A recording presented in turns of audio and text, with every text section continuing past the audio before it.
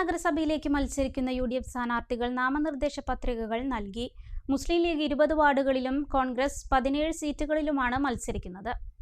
പെരിന്തൽമണ്ണ നഗരസഭയിലെ 37 വാർഡുകളിലും മത്സരിക്കുന്ന UDF സ്ഥാനാർത്ഥികൾ നാമനിർദ്ദേശ പത്രികകൾ സമർപ്പിച്ചു.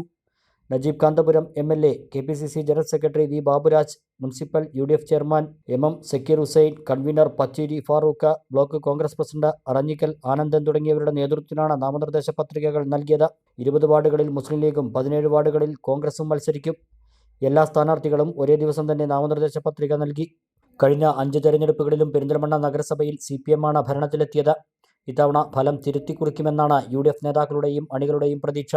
UDF സ്ഥാനാർത്ഥികൾ വിജയിക്കുമെന്നും നഗരസഭയിൽ ഇത്തവണ ഭരണമാറ്റം ഉണ്ടാകുമെന്നും UDF നേതാക്കൾ പറഞ്ഞു.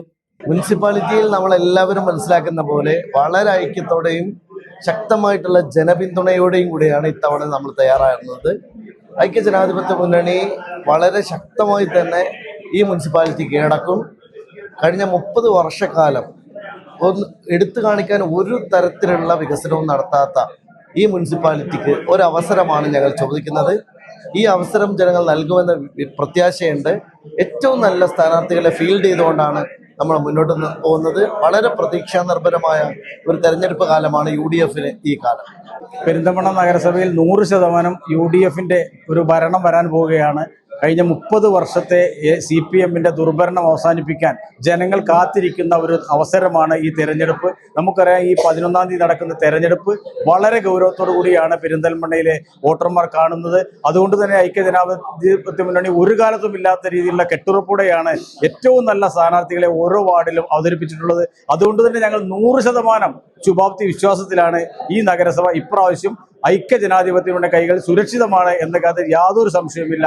നമുക്കറിയാം, കഴിഞ്ഞ 30 വർഷം പെരിന്തൽമണ്ണയെ പുറകോട്ട് നയിച്ച ഒരു കാഴ്ചയാണ് പെരിന്തൽമണ്ണ നമുക്ക് കാണാൻ സാധിച്ചത്. കഴിഞ്ഞ ഒരു ഭരണസമിതിക്കും, CPMന്റെ നേതൃത്വത്തിലുള്ള ഒരു ഭരണസമിതിക്കും പെരിന്തൽമണ്ണയിൽ ഒരു കാര്യം പോലും ചെയ്യാൻ കഴിഞ്ഞിട്ടില്ല എന്നതാണ് ഈ തെരഞ്ഞെടുപ്പിൽ ഏറ്റവും വലിയ ഹൈലൈറ്റായി ഞങ്ങൾ ഉയർത്തി കാണിക്കുന്നത്. അത് ഞങ്ങൾ വളരെ നല്ല രീതിയിൽ ഒരു MLAയുടെ നേതൃത്വത്തിൽ തന്നെ വളരെ ഒറ്റക്കെട്ടായി ടീം UDF ആണ് ഈ തെരഞ്ഞെടുപ്പിനെ നേരിടുന്നത്.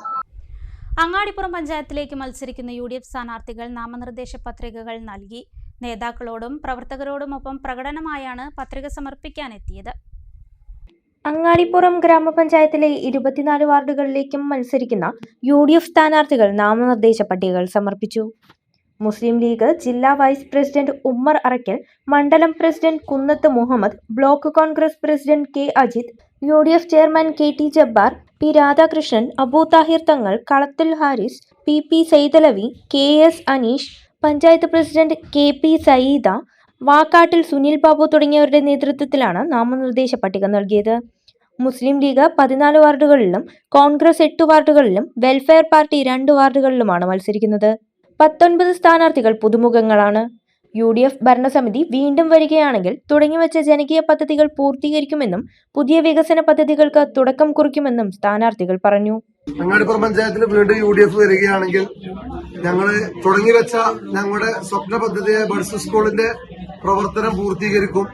ഞങ്ങളെ സംബന്ധിച്ചിടത്തോളം ഏറ്റവും വലിയ സ്വപ്ന പദ്ധതി ബഡ്സ് സ്കൂളാണ്. അത് പണി പുരോഗമിച്ചുകൊണ്ടിരിക്കുകയാണ്.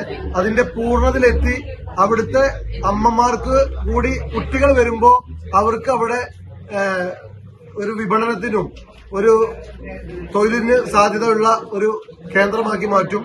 അതുപോലെ തന്നെ കേരളത്തിന് മാതൃകയാവുന്ന വിധത്തിൽ ഒരു വൃദ്ധസദനം, അത് അഗതി മന്ദിരം, വയോജന പാർക്ക് അതിന്റെ ഹബ്ബാക്കിയിട്ട് ഞങ്ങൾ അതിന്റെ സ്ഥല നടപടികൾ പൂർത്തീകരിക്കാൻ ദിവസങ്ങൾ മാത്രം ബാക്കിയുള്ളൂ.